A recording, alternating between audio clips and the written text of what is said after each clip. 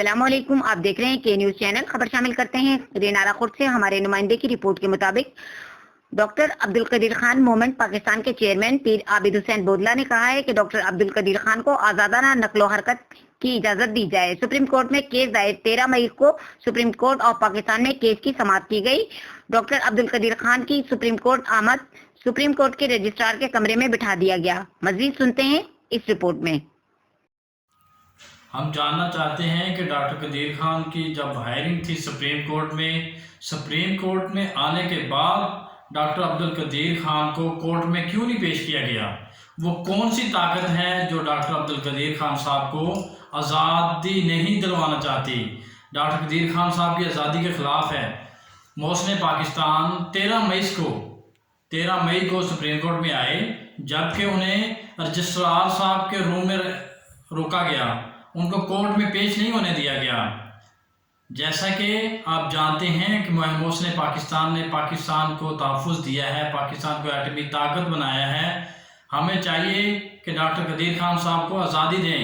ہم نے ایک بہترین لا بھی یوز کیا ہے جس کی وجہ سے ہمیں کیوں اتنا وہ ڈسٹرب کیا جا رہا ہے۔ وہ ڈاکٹر قدیر خان صاحب پاکستانی شہری ہے، ان کا ایک حق ہے، آزادانہ نقل و حرکت ان کا حق ہے۔ ڈاکٹر قدیر خان صاحب مختلف یونیورسٹیز میں جانا چاہ رہے ہیں، اپنا لیکچر ڈیلیور کرنا چاہتے ہیں تاکہ آنے والی نسلیں ترقی کرے، جدید پاکستان کو جدید ٹیکنالوجی سے متعارف کروائیں۔ میں پوری پاکستانی قوم سے اپیل کرتا ہوں کہ ڈاکٹر قدیر خان صاحب کا ساتھ دیں تاکہ ملک ترقی کرے۔ محسن پاکستان نے پاکستانی سرزمین کو تحفظ دیا ہے تاکہ وہ اپنی آزادانہ زندگی گزار سکیں۔ پوری قوم مل کر ہمارا ساتھ دیں تاکہ ہم ڈاکٹر قدیر خان صاحب کو آزادی دلوائیں۔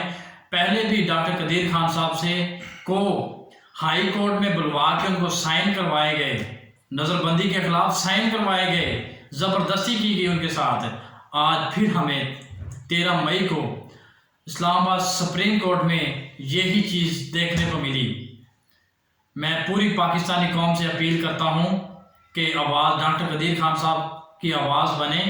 میڈیا کو روکا جا رہا ہے کہ ڈاکٹر قدیر خان صاحب کی آواز بلند نہ کریں۔ میں سوشل میڈیا کے وسادت سے پوری قوم کو اپیل کرتا ہوں کہ ڈاکٹر عبدالقدیر خان صاحب کی آواز بنے، ڈاکٹر قدیر خان صاحب کو آزادی دلوائے۔ یہ وہ شخص ہے جس نے اپنی صرف 15% صلاحیتوں سے پاکستان کو ایٹمی طاقت بنایا۔ آپ اندازہ کریں کہ وہ شخص پاکستان کو صرف اپنی 15% صلاحیتوں سے ایٹمی طاقت بنا سکتا ہے، تو کیا وہ اپنی 85% صلاحیتوں سے کیا کچھ نہیں کر سکتا؟ یہ آج جو کرونا چل رہا ہے، ان کے لیے اس کی میڈیسن تیار کرنا ان کی ٹیم ہے ڈاکٹر قدیر خان صاحب کی، ان کے ایک بائیں ہاتھ کا کام تھا۔ جو پوری قوم جو اس وبا میں مبتلا ہے، ہم ایسے لوگوں کو آگے نہیں آنا دیتے جو کہ ملک کے لیے کچھ کرنا چاہتے ہیں۔ میں پھر ایک دفعہ پوری پاکستانی قوم سے اپیل کرتا ہوں کہ ڈاکٹر قدیر خان صاحب کے کیس پہ دباؤ ہے۔ ہم نہیں جانتے وہ کون سی طاقت ہے جو کہ ڈاکٹر قدیر خان صاحب کو آزادانہ نقل و حرکت نہیں کرنے دے رہے۔ ڈاکٹر قدیر خان صاحب کو رجسٹرار صاحب کے روم میں رکھا گیا، کورٹ میں پیش نہیں کرنے دیا گیا۔ میں شکریہ ادا کرتا ہوں میڈیا کا جو کہ ڈاکٹر عبدالقدیر خان کی آواز بنے۔ قدیر خان صاحب کے کیس پہ دباؤ ہے۔ ہم نہیں جانتے وہ کون سی طاقت ہے جو کہ ڈاکٹر قدیر خان صاحب کو آزادانہ نقل و حرکت نہیں کرنے دے رہے۔ ڈاکٹر قدیر خان صاحب کو رجسٹرار صاحب کے روم میں رکھا گیا، کورٹ میں پیش نہیں کرنے دیا گیا۔ میں شکریہ ادا کرتا ہوں میڈیا کا جو کہ ڈاکٹر عبدالقدیر خان کی آواز بنے۔